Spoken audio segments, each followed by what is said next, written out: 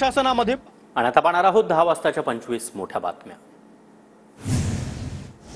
उपमुख्यमंत्री शिंदे उद्या सिंधुदुर्ग दौऱ्यावर। महाशिवरात्रीनिमित्त शिंदे उद्या कुणकेश्वर मंदिरामध्ये पूजा करणार। भराडी देवीच्या यात्रेला न जाता आल्यानं शिंदे उद्या दर्शन घेणार। शिवसेना भवनामध्ये ठाकरेंच्या शिवसेनेचे नेते आणि उपनेत्यांची बैठक संपन्न। ठाकरेंच्या शिवसेनेचे नेते उपनेते राज्यभरामध्ये दौरा करणार। ठाण्यापासून 2 मार्चला दौऱ्याला सुरुवात होणार। जयंत पाटील यांनी काल कुठलीही राजकीय चर्चा केली नाही आणि मी जयंत पाटील यांच्या राजकीय भवितव्याबद्दल बोलावं इतका मोठा नाही। भाजप प्रदेशाध्यक्ष चंद्रशेखर बावनकुळे यांचं वक्तव्य। जयंत पाटील स्वेच्छेने भेटले की टांगती तलवार ठेवली आहे। जयंत पाटील आणि बावनकुळेंच्या भेटीवर बच्चू कडूंची टीका। भाजपकडून इतर पक्ष कमकुवत करण्याचा प्रयत्न, बच्चू कडूंचा आरोप।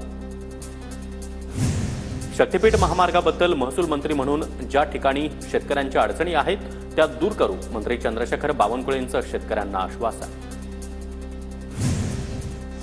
मंत्रालयातील संरक्षक जाळीवर उडी मारत आंदोलन। पोलिसांनी उडी मारणाऱ्याला ताब्यात घेतलं। महसूल विभागामध्ये काम होत नसल्यानं तरुणाची टोकाची भूमिका।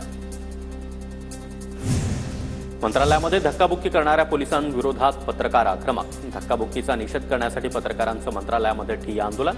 उपमुख्यमंत्री शिंदेंनी पत्रकारांची भेट घेतली। स्वराज्य रक्षक संभाजी मालिकेमध्ये छत्रपती संभाजी महाराजांच्या बलिदानाच्या सीनबाबत कोणताही राजकीय हस्तक्षेप झाला नाही। मालिकेविषयी फॉल्स नरेटिव्ह पसरवलं जात आहे, अमोल कोल्हे यांचं स्पष्टीकरण।